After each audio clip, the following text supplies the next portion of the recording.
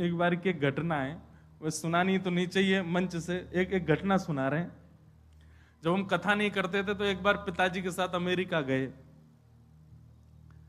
तो वहां एक जगह कथा हुई पिताजी की। तो वहां हमारे साथ एक ब्रजवासी वाद्य बजाने वाले भी थे। तो जिनके यहां हम रुके थे उन्होंने इतना परेशान कर दिया, इतना परेशान कर दिया महाराज, क्या बताएं। अब विदेशी लोग, उनने 7 दिन की रोटी एक ही दिन में बना दी और सब फ्रिज में रख दें। हमसे बोले यहीं से निकालो, गरम करो, खा जाओ। अब तो बढ़िया हो गया वहां पर भी, अब भी वैष्णव बहुत सारे हो गए, अमेरिका, कनाडा, ऑस्ट्रेलिया, सब जगह अब इतनी दिक्कत नहीं होती। बहुत पहले की बात बता रहे, 2015 में हमने कथा करना शुरू किया, उससे भी करीब 5-6 साल पहले की बात। तो पहले दिन ही हम लोग पहुंचे तो रोटी महाराज माइक्रोवेव में गर्म कर करके आ रही थी, और रोटी भी कैसे, सब्जी अलग नहीं थी, रोटी के बीच में ही सब्जी थी, रोल बना करके वही परोस रहे थे। तो अब वो गर्म कर करके दे में, हम लोग कहीं और से कथा करके वहीं अमेरिका में से कहीं से आए थे। अब जैसे पहुंचे महाराज वो गर्म कर करके दे, तो पहले तो खाए तो बड़ा अजीब सा स्वाद लगा। फिर वो बोल के गए, बोले अब हम कल से तो हम लोग वयोवृद्ध हैं, आप खुद ही इसमें गर्म कर करके पा लेना।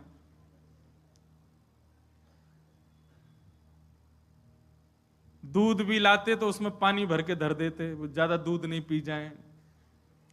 रात में हम लोग सोने जाते, एसी बंद कर देते, अब पसीना में नहा रहे हैं भैया, वहां पे पंखे होते नहीं, एसी होता है। इतने परेशान कर दे, और भी बहुत कुछ हुआ, सब थोड़ी बताएंगे। वहां पे क्या होता है कि अंदर ही गीजर होते हैं, वहां ठंडे पानी से तो नहाने का कोई 12 महीना गर्म से ही नहाओ, ठंड रहता है थोड़ी सी। गीजर बंद कर देते, बेचारे नहाते नहाते चिल्ड पानी आता, ठिठर जाते। तो हम और पिताजी तो ठीक थे, पिताजी की तो हम लोग सेवा करते थे, व्यवस्था कर दी थी बढ़िया। और शहर का नाम लूंगा तो वो पहचान जाएंगे, इसलिए मैं शहर का नाम भी नहीं बता रहा।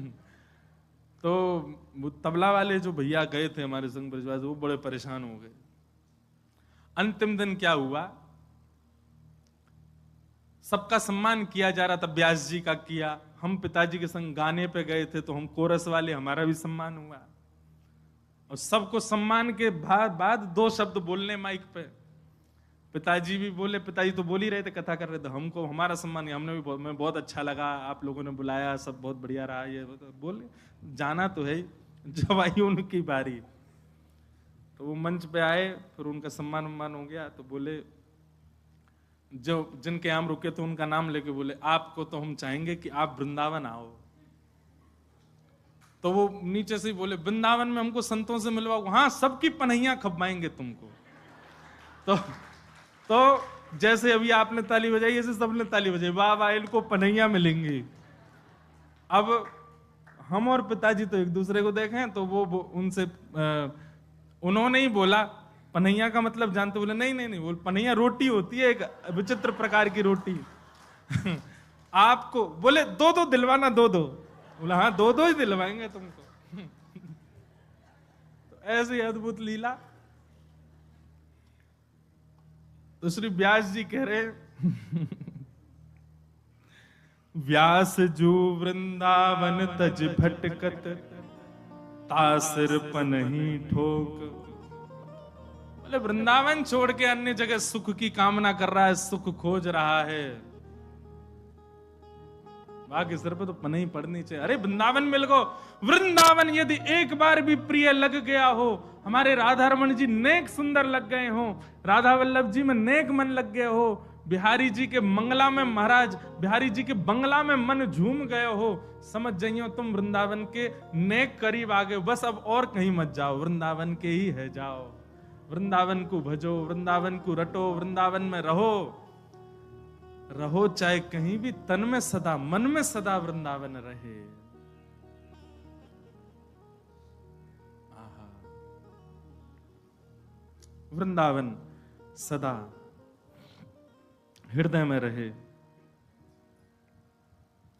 हरिराम व्यास जी का ही एक और पद है, हरिराम व्यास जी कहते हैं,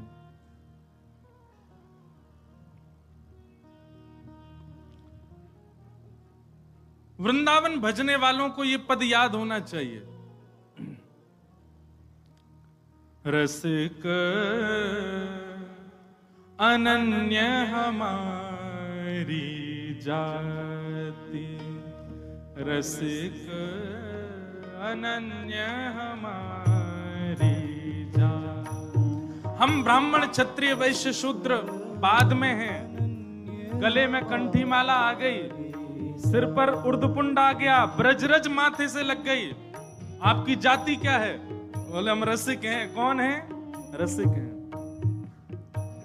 रसिक अनन्य हमारी जाति, रसिक अनन्य हमारी जाति। कुल देवी श्यामा बरसानो, कुल देवी श्यामा बरसानो, कुल देवी श्यामा बरसानो, कुल देवी श्यामा बरसानो। खैरो ब्रजवासिन सो पाती, खैरो ब्रजवासिन सो, खैरो ब्रजवासिन सो पाती, खैरो ब्रजवासिन सो पाती। अनन्य हमारी जाति, रसिक अनन्य हमारी जाति। देखो इस पद में हमारी पूरी पहचान है। बहुत ध्यान से उन सब लोग इधर देखो। कुलदेवी कौन है? हमारी श्री राधा रानी। हमारी खैर कौन लेता है? ब्रजवासी। जे पूछ लें तो हमें लगे कि हाँ हमसे कोई, हमारी सब बात ठीक है। हमारी ठौर कहाँ है? बोले ब्रजवासी हमारी ठौर है। यही हमारे सब, हमारे परिवार है, यही हमारे सब गुरु भाई हैं। और गोत्र गोपाल जनेऊ माला, गोत्र गोपाल जनेऊ। ये जो कंठी जो हमने धारण कर रखी, यही हमारो जनेऊ है। और गोत्र क्या है आपका? कोई सांडिल्य है, कोई भारद्वाज है, कोई बंसल है, कोई कंसल है, कोई है। वृंदावन में एक बार बस गए और वृंदावन पूर्ण रूपेण चढ़ गए तो गोत्र क्या है? बोले गोपाल हमारा गोत्र है। महाराज ब्रजवासी को तो संकल्प भी यही बात से करना चाहिए। बोले गोत्र क्या? बोले गोपाल गोत्र उत्पन्नो हम। गोपाल गोत्र है। क्यों? ब्रजवासी है। हरिराम व्यास जी कह रहे हैं गोत्र गोपाल जनेऊ माला, गोत्र गोपाल जनेऊ माला। शिखा शिखंडी हरि मंदिर भाल, शिखा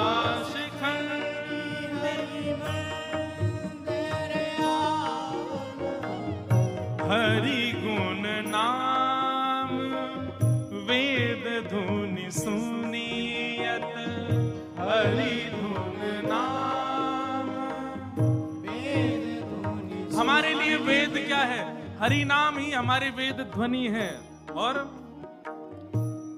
मूज पखावज कुश करताला, मूज पखावज कुश करताला। अनन्य हमारी जाति, रसिक अनन्य हमारी जाति, रसिक अनन्य हमारी जाति, रसिक अनन्य हमारी। अब और परिचय सुनो। शाखा यमुना हरि लीला षट कर्म, शाखा यमुना हरि लीला षट कर्म। जो 6 कर्म मानव के होने चाहिए, क्या है? बोले ठाकुर जी की लीला ही हमारे 6 कर्म हैं।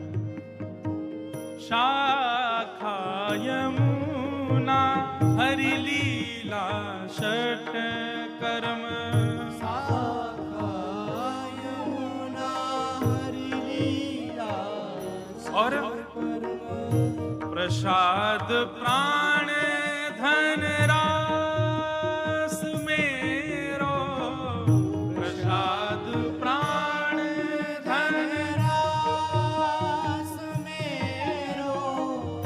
अनन्य हमारी जाति रसिक, अनन्य हमारी जाति रसिक, अनन्य हमारी जाति रसिक, अनन्य हमारी जाति। और आपकी विधि क्या है और निषेध क्या है जीवन में? करने योग्य और अकरने योग्य क्या है?